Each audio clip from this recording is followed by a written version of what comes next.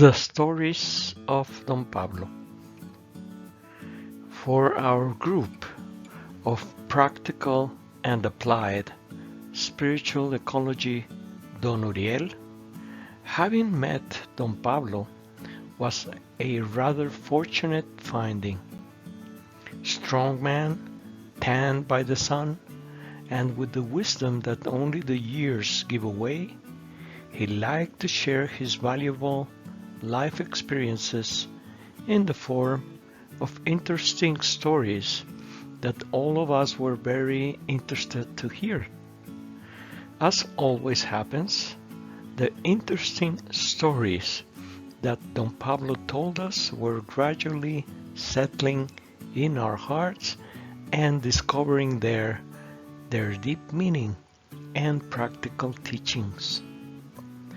When I remembered with astonishment the moral and spiritual quality of that guardian of tradition, who told us stories and who generously gave us his friendship, I was certain that the spirit of the sacred lake had sent it to us, and in the face of such discovery, I could not help but feel enormously honored and proud for the tremendous distinction. Don Pablo. Don Pablo worked taking care of a neighbor's house and fixing his garden, and was originally from a town near Mezcala de la Asunción, having already lived in the town of Chapala for many years. It was a true character, already in his senior years, and who surely had contact with the traditional guardians of the region, and who amazed and entertained us with his interesting talk and stories. A strong man, despite being close to 70 years of age, he was transported himself always in a brave donkey that kept giving him headaches and knocking him down off his saddle from time to time, and he was always accompanied by two brave and well-trained dogs. It was a beautiful spectacle to see him arrive straight and riding his donkey, with a bearing and a dignity that only those who have advanced a lot on the spiritual path possess. From an enormous spirit of service, a constant joy and easy smile that are always characteristic of beings with a high spirituality, he always helped us spontaneously in whatever he could, either to help us plant our garden or taking a look at our house when we were going on a trip, or taking our little Ignacio to the hill to pick some sweet potatoes. Both Paloma and I developed a sincere friendship with him and his wife, since he honored us by inviting us to his house on more than one occasion, and where I had the opportunity to offer his wife a little homeopathic help. Of course, we always reciprocated his generosity by helping his family finances with some amounts of money that he was always reluctant to accept at first. The Standing Snake. Of the many stories he told us, I remember at least two, the one of the snake and the one of the coyotes. On one occasion he told us, I remember when I was tender, I was always quite tired because in those days I worked in the fields, and as in my youth I was a stray bullet, you can already imagine that my tiredness was double. He laughed.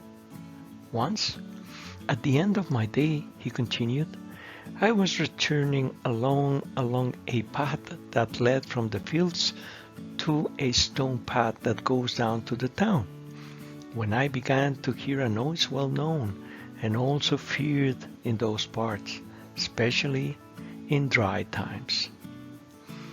They were like little bells, I thought, and were heard behind and to the left of where I walk. I did not want to turn around at all, and I better hurried to get away soon from that, what I think was a rattlesnake. A rattlesnake, Don Pablo, I asked. Yes, a rattlesnake, he confirmed. And not only a snake, because snakes do nothing but rattlesnakes. Of those you must be afraid, he affirmed. Then what happened? Did you leave her behind? I asked, intrigued. I thought so, he laughed. But rattlesnakes are not left behind just by speeding up, because when I thought that I left her away with my walking, I saw it out of the corner of my eye and like a spark to my left again, and then when I turned, I saw the condenada standing on her own and with her open mouth ready to bite me. And what did you do then, Don Pablo? I asked with great interest. Well, what anyone in my huaraches would have done, he laughed heartily. I ran like a soul carried by the devil, with all my strength to get rid and save myself from a good bite. Because if she grabbed me on that sidewalk that almost nobody used, they would find me very stiff until the next day for sure. Those ones bite you and forget it. There's nothing to do. The funny thing is that despite running with all my soul, I was still listening to the damn rattlesnake with her horrible jingle to my left. And when I turned around in a corner, I saw something that frightened me even more, because I did not believe what I saw with my eyes. Well, what did you see, Don Pablo? Paloma intervened with great curiosity. But I saw the same snake that it was almost reaching me, meandering very hard and still standing and ready to bite me with its very open jaws. He laughed. At that very moment, I began to think that I wasn't going to make it, because I was already getting tired of running and the jingle was already getting me dizzy and all caught up. When at a distance I saw my salvation, and with what I have left of my guts I headed there, running as hard as I could. Where, Don Pablo? I asked. Towards a stone fence of an ejido that was about 50 meters from where I was running. And thanks to the osito, it was very high up for the rattlesnake. Oh, listen, Don Pablo, but how did you do it? I asked, because in the time it takes you to climb the fence, the animal bites you. I affirmed, convinced. Forget about climbing, answered Don Pablo. When I reached the fence, and with the speed that I was carrying, I just jumped over the stone fence to pass it above, knowing that if I crashed in front of it, it would not take the help of the snake to finish me. He laughed. Thank God and the fear that gave wings to my huaraches, I managed to pass over it. Although I scraped my stomach enough with the sharp stones, and in the fall I did not do well either, but here you have me, alive and kicking. He ended up laughing heartily. The Coyotes and the Darkness.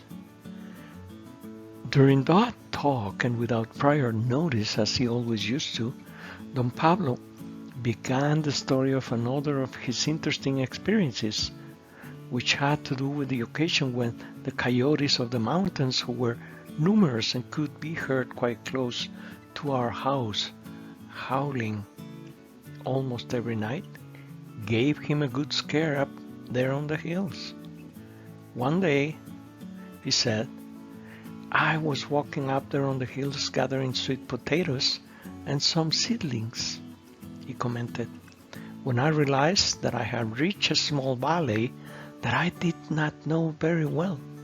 But at the moment I did not worry, because sometimes in the past I had already spent the night up there when it got very late, so I prepared myself in a place where the wind wasn't very strong, and when I have made a bed of branches and lit a good fire, I remembered that it was a full moon in those days, and then I got really worried. What was worrying you, Don Pablo? I asked. Pues la luna, he answered, because with the full moon, coyotes are more than coyotes and do not respect nobody. They all go crazy, he affirmed with a laugh. Listen, Don Pablo, Paloma intervened, but were you not safe as long as you had your fire burning all night? No, señora, he answered. With the full moon, the fires are of no use against these animals, and the worst of all is that I did not carry my dogs or my gun with me, he added. I left it at my boss' house because I use it to scare anyone who wants to steal, and I did not think I would be too late. With great curiosity, I encouraged him to continue his story. Well, Don Pablo, well then what did you do? I asked. Pues the only thing that occurred to me at that time was to go up the hill, because going down was worse, because there were all the damned animals in a herd howling like crazy. So I extinguished my fire arranging the place the best that I could, and in a hurry I went for the highest rocks that I saw, running almost like an arrow in a straight line. He laughed. Listen, Don Pablo, Paloma pointed out, but how did you run upstairs and during the night? She asked, intrigued. Pues, with the help of the moon, he answered. When there is a full moon, if you wind up, you can see quite well, because as you're going up, you do not make yourself a shadow as when you go down, he replied with a laugh. Listen, and did you get to the top of the hill? I asked for. Pues no, replied Don Pablo, because the damned animals were already watching me since who knows when, and they blocked my path before I could take refuge among the high rocks. And pues I had no choice but to go to my right, but without going down the hill, because I knew that they were setting a trap for me by cornering me down, and if I go down they could grab me from behind, those in front of me or those below me, and they could well rip me off. At those moments, little Ignacio, who had great affection for Don Pablo, appeared to offer him a large glass of delicious watermelon water, a specialty of Paloma, which Don Pablo gladly accepted, and after thanking Nachito, as he used to call him, and after stirring his hair in a loving gesture, he gladly rushed a big gulp of the drink and continued with his interesting story. So for the right side of the hill I went as fast as I could, but without running, because already in past occasions I found out that by running you don't win anything, because then they are encouraged to go after you, those damn coyotes. You have to speed up the pace as much as you can, but without running, because that does invite them to bite and attack you. So I left as fast as I could to try to get out of the little valley that I did not know, and it gave me a bad feeling to walk in the middle of the hill on the flat for a long time. While I was walking through the mountains at a very fast pace, continued Don Pablo, those damn beasts began to surround me, circling around me, sometimes getting so close that I could see their white eyes by the reflection of the moon. But I felt their black intentions very clear, he laughed. And it is not good to see them head on, because the more you see them, the more you lose. Out of pure luck, at the distance to my right and just below where the full moon was located, I could see a small spiky tree that could be my salvation. But when I was almost there, the coyotes sent me a very strange mist with their howls that began to disorient me a lot, and in a few minutes I did not even know where I was going and even where the tree was, and suddenly I was totally lost. After draining the rest of the fresh watermelon in one gulp, Don Pablo continued. Thanks to the Virgencita, I remember, I don't even know how, about the moon.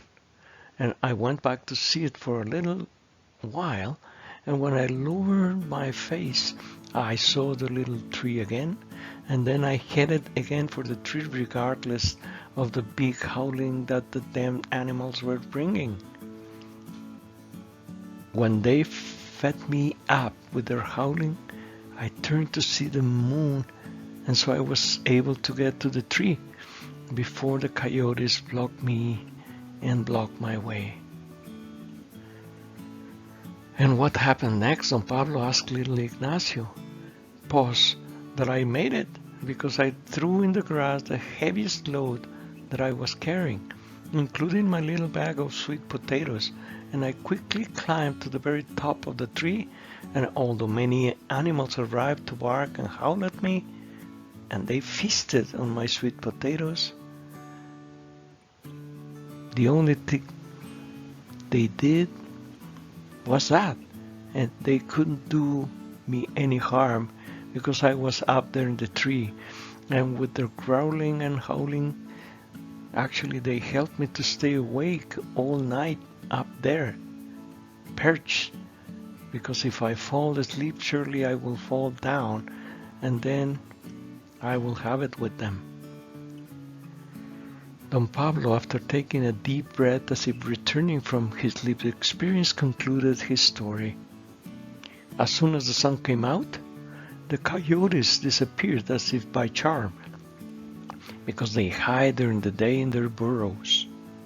And I was able to go down from the little tree, bruised but happy, and walk towards my house. This time I did see my end up very close. But I am to blame for being a fool. That's why my wife told me, he added with a laugh. Because it only occurs to me to walk the hill alone at night and with a full moon. There are many things around there that is not even good to mention.